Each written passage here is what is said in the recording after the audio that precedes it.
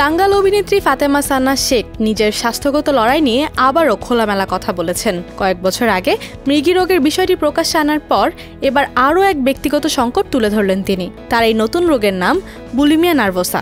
বিষয়টি জানাজানি হতেই তার ভক্তদের মধ্যে অবাক হওয়া ও উদ্বেগ দুটোই দেখা দিয়েছে। অভিনেত্রী ফাতেমা সানা জানিয়েছেন, জীবনের এক পর্যায়ে খাওয়ার প্রতি নিয়ন্ত্রণ হারানোর প্রবণতা তাকে গভীর মানসিক চাপে ফেলে। বাইরে থেকে তিনি যতই প্রাণবন্ত ও আত্মবিশ্বাসী বলে মনে হোক না কেন, ভেতরে তিনি সংগ্রাম করছিলেন নিজের শরীর ও মনের সঙ্গে।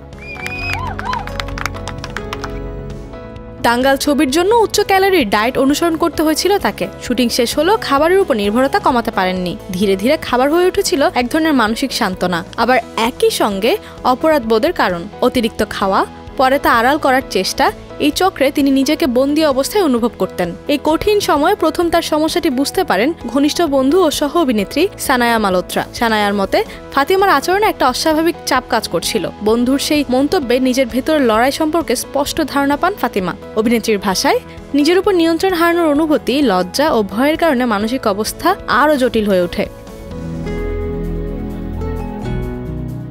খাবারের সঙ্গে তার সম্পর্ক একসময় সম্পূর্ণ টক্সিক রূপ নেয়।